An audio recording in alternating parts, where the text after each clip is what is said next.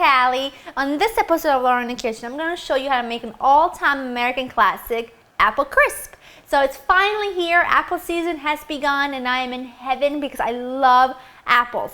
So let's get started by showing you exactly what you're going to need. You're going to need some McIntosh apples, chopped, all-purpose flour, brown sugar, some oats, some unsalted butter, very, very cold, granulated sugar, ground cinnamon, salt, baking powder, and for the filling, you're going to need a little bit more sugar, all-purpose flour, ground cinnamon, an orange, and a lemon. That's it. So to get started, you want to preheat your oven to 375. Get that ready for you. Now, all I've done is peeled my McIntosh apples and then quartered them and then quartered those. So they're nice big chunks, so they kind of keep their shape. So we're going to work on the filling first. What I'm going to do is zest about half of this lemon. I don't want the zest of the whole lemon because then it'll overpower. But this is going to give it a nice amount of brightness to it. And then I'm going to zest an entire small orange. Make sure you get that all out. That's all good stuff back there. So now what I'm going to do is I'm going to cut the lemon and the orange in half. And I want the juice of a half of a lemon. This is a pretty juicy one.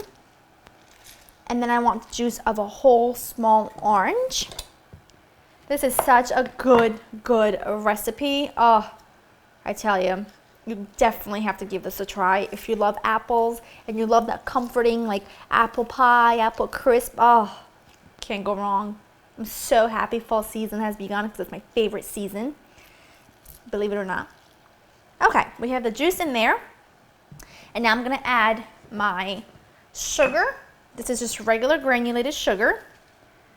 And then I'm going to add a little bit of flour, and not much, about a tablespoon, and some ground cinnamon. The reason why I add the flour is because what happens is as the apples cook, they give out a lot of liquid, and I want that liquid to thicken up a little bit, and that's what the flour is going to do.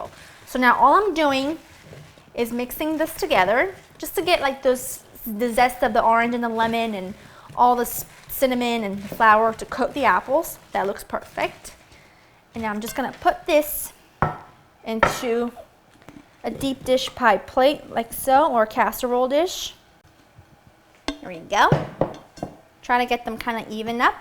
Now I put this on a baking sheet, and the reason why you want to do that is because if it so happens that the juices overflow, it goes onto your baking sheet and not onto your oven. So in the same bowl, because this has got a lot of flavor, so don't worry about getting a clean bowl, none of that. We are not that precise in the Vitale household.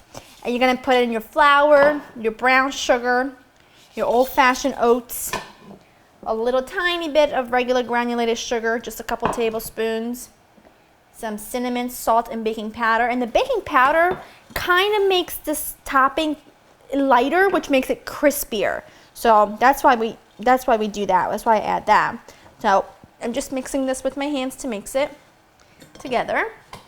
And now you're going to take some butter. That's a butter. About a half a cup of butter. And you're going to cut this into cubes. And you want to make sure the butter's cold because this is what's going to give you that crisp topping. And then just cut it in cubes like that. And put this straight in here. And the reason why I haven't washed up my hands is because I'm going right back in. You can do this in a food processor or in a mixer, but with my hands, works just fine. All I'm doing is taking my thumb and index finger, and I'm kind of just rubbing this together. And all I want is for the butter to be distributed pretty much throughout the entire crumble mixture until it's about the size of small peas. The crumble mixture looks perfect. I'm just going to evenly put this all over the top of my apples. Now all I'm going to do is put this bad boy into the oven, and you want to let it cook for about 35 to 40 minutes, maybe a little bit longer, just until the top is nice and crispy, golden brown and bubbly, and then, and only then, we need to let it cool for a few minutes before we dig in. I hope I can contain myself.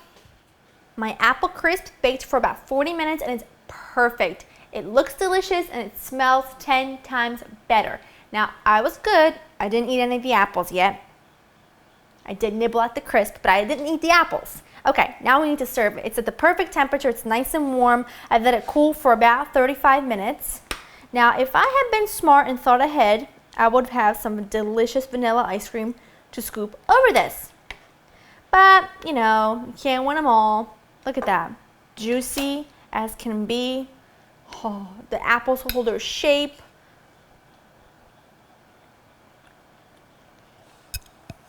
It's like a food blanket.